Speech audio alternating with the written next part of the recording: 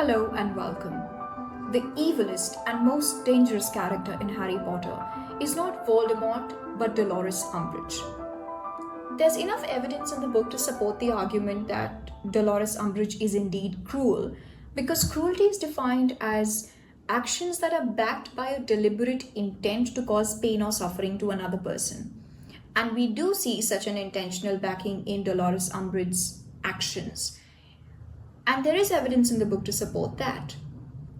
Evil, on the other hand, is deeper, is more penetrating, and it refers more to a person's overall character and personality than to any specific action. However, evil is usually reflected through some form of cruelty. And this is what we will explore in this particular video. Let's proceed with a brief description of the character of Professor Dolores Umbridge from the book. When Harry sees her for the first time, he's at the Ministry of Magic for the hearing of his case. Harry is being tried for using magic outside school premises, which is strictly prohibited. Now, those who are familiar with the story know that Harry had very good reasons for using magic outside school, but the Ministry does not believe him. It is when Harry is in the courtroom that he meets and he sees Dolores Umbridge for the first time. She is an official at the Ministry of Magic. And this is her description. He thought she looked just like a large pale toad. She was rather squat with a broad flabby face, as little neck as Uncle Vernon, and a very wide slack mouth. Her eyes were large, round and slightly bulging. Even the little black velvet bow perched on top of her short curly hair put him in mind of a large fly she was about to catch on a long sticky tongue. The witch spoke in a fluttery, girlish, high-pitched voice that took Harry aback. He had been expecting a croak. "I'm sure I must have misunderstood you, Professor Dumbledore," she said with a simper that left her big, round eyes as cold as ever.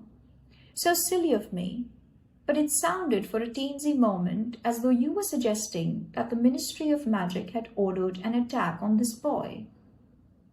She gave a silvery laugh that made the hairs on the back of Harry's neck stand up. Let's be honest. She's described as a short, squat toad. Who's going to like a character with that introduction? It's not a very flattering description. Further ahead in the story, she comes to Hogwarts as High Inquisitor, essentially spying on Dumbledore for the Minister of Magic, who is threatened by Dumbledore's authority. She's also teaching the subject Defense Against the Dark Arts. And here is a description of her office at Hogwarts. The surfaces had all been draped in lacy covers and cloths. There were several vases full of dried flowers, each residing on its own doily. And on one of the walls was a collection of ornamental plates, each decorated with a large Technicolor kitten wearing a different bow around its neck. These were so foul that Harry stared at them transfixed until Professor Umbridge spoke again. "Good evening, Mr. Potter." Harry started and looked around. He had not noticed her at first because she was wearing a luridly flowered set of robes that blended only too well with the tablecloth on the desk behind her. Everything, from her wardrobe to the way she talks to the way she carries herself, all portray a sense of fragility about her. Her stature is small. She not only has a pink wardrobe, but she is the embodiment of pink. In the film, even the walls of her office at Hogwarts are pink. Her appearance does not coincide with our idea of evil, especially in Harry Potter, where evil is embodied by Voldemort and the Death Eaters in their dark cloaks and masked faces. Now let's take a closer look. The description of her office is from Harry's first visit there for his writing detention. Harry got detention for arguing with her and defending himself in class when she called him a liar for saying that Voldemort had returned. Harry's detention was to write the words, "I must not tell lies," on a parchment using a magic quill that she had given. And when Harry asked how many times he was to write, She replied, "As many times as it takes to sink in." The quill he was using to write with was a magic quill, which drew the blood of the writer as ink. It was carving the words Harry was writing on the parchment onto the back of his hand. This was her idea of punishing a student who had disobeyed her in class. Evening after evening, Harry would sit there writing, "I must not tell lies" on the parchment, and the scarred words on the back of his hand from the previous evening would bleed again. Her appearance is in sharp contrast to her character, her personality, her beliefs, because contrary to her ultra-feminine, harmless image, her actions reveal that she is actually an extremely cruel human being, and she revels in that cruelty. The problem with her ultra-feminine appearance and her love of pink is what this is representing and what this is hiding. Her love of pink is extreme, and it reflects a lack of moderation or balance in her. Secondly, she's using the innocence associated with the color to hide her true character. Her obsession with and staunch adherence to conventional feminine elements reflects two things. Firstly, the curation of an image, and secondly, the physical material expression of the extremism of her character. She's obsessed with order, the need for control, the desire to be in control. That is why she sees every little mischief of the students as a huge sign of disobedience against herself, not against the norms that society imposes on teenagers, but against herself personally. She often repeats, "I will have order." She doesn't say, "Let's get back to class" or "Let's get back to studying," because it's not so much about clearing an air of chaos, but what she wants. And she wants order. She wants to be in control. That's also why she never questions whether what she's doing is right or wrong, because she believes without a doubt that she is right. She claims a superior, higher moral ground. She knows what's best. And this is best reflected in her conversations with everybody else. She treats everybody else like they're a child and she's the only adult. Not only when she's speaking to her students, but even when she's speaking to her colleagues, the other teachers at Hogwarts. This obsessive need for control is critical. It is significant. Because in an interview with Vox, psychologist Paul Bloom explained that while some acts of cruelty are the result of dehumanization, meaning not considering the other person as a human being, some acts of cruelty, on the other hand, are the result of a sense of loss of control. Paul Bloom explains that while some acts of cruelty are rooted in reducing the other person to something less than a human being, dismissing the humanity of the other person, not considering them as a human being, some acts of cruelty are rooted in the very humanity of the other person, recognizing the other person's humanity, acknowledging it, and wanting to harm or hurt that very humanity. Why? Because our sense of control or our sense of order has been threatened by them.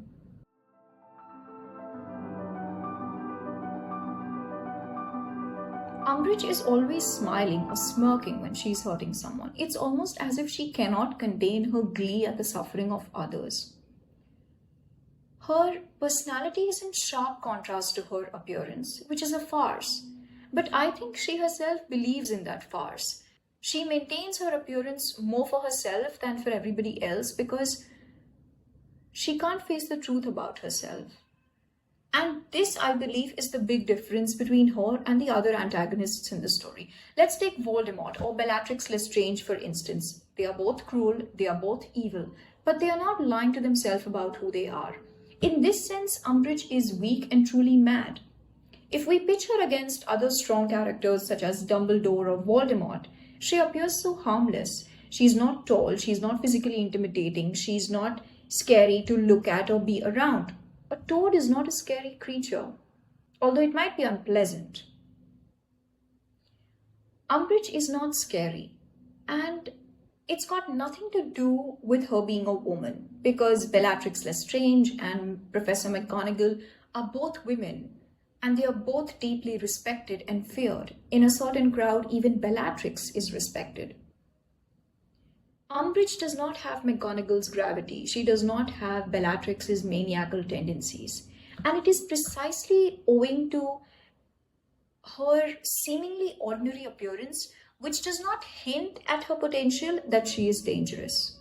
Bellatrix also enjoys watching people in pain. Those who are familiar with the story would agree if I said that her favorite curse is the Cruciatus curse, which is physical torture.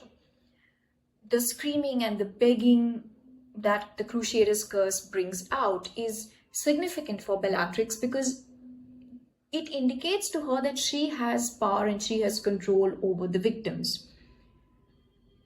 And that is why she prefers the Cruciatus curse over the other curses.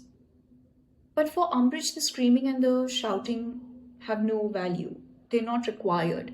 For Umbridge, the knowledge that the victim is in pain is sufficient. Bellatrix would proudly admit to torturing someone. She would stand in the middle of the courtroom and laugh. But Umbridge would never admit to being twisted and evil. That is why the strict adherence to pink, to fluffy textures, to her delicate appearance is critical. It is crucial because it maintains her illusion of herself as a prim and proper lady who cannot be twisted or evil. Voldemort knew what he was doing and accepted it, but Umbridge did not. It does not justify his actions, not that he was a positive character. But Umbridge is more dangerous because she was not only deceiving everybody else, but herself too. Both Voldemort and Umbridge thought that they were right in their actions. But Umbridge did it for the sheer joy of it, for her sense of order. Voldemort did it out of vengeance, anguish. For Voldemort, power was the only way, it was the only means to survive. And if he had to take lives to acquire that power, he would. For Voldemort, pain was a means to acquire power. For Umbridge, pain was a means to achieve order. But besides that, she enjoyed watching people in pain when order was threatened. If Umbridge ever had a moral compass, if she had the ability to distinguish and differentiate what is morally right from what is morally wrong, this capacity, this ability, this moral compass was thrown out of the window the minute her sense of control was threatened. Her fear of losing control wrecked her moral compass if she ever had it. Also, Voldemort had a reason for wanting Harry dead, for wanting to hurt Harry, because Harry was the reason that he had lost his powers. What was Umbridge's reason?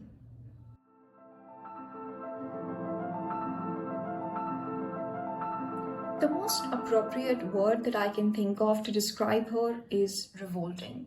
She's an absolutely loathsome, revolting character, the kind of person from whom we like to maintain as much physical distance as possible. She exudes a sense of strained, forced, overbearing sweetness. And everybody is aware of it. But nobody can pinpoint in the beginning exactly what our reason for disliking her is. Everything from the way she walks to the tone of her voice is displeasing. It is unpleasant. But as the story progresses, we're able to find concrete reasons for disliking her. And I have to give Imelda Staunton credit for portraying such a filthy character and doing justice to her description in the book. She's a terrific actress. For those who don't know, she's the same actress who played Queen Elizabeth in the later seasons of the Netflix show The Crown. Now, those who have not read the books will have a slightly different idea of Umbridge because there's a lot that is difficult to replicate and reflect in a film from a book. In the films, in the movies, Umbridge comes across as a splash of insipid meanness, something shiny and irritating as long as it is in our sight, but quickly forgotten as soon as it is out of sight. In the books, however, the depth and intensity of her hate is revealed. The books reveal that she's not merely mean or extremely strict. She's evil. In the book, we get to see the full force of the impact of her actions on Harry.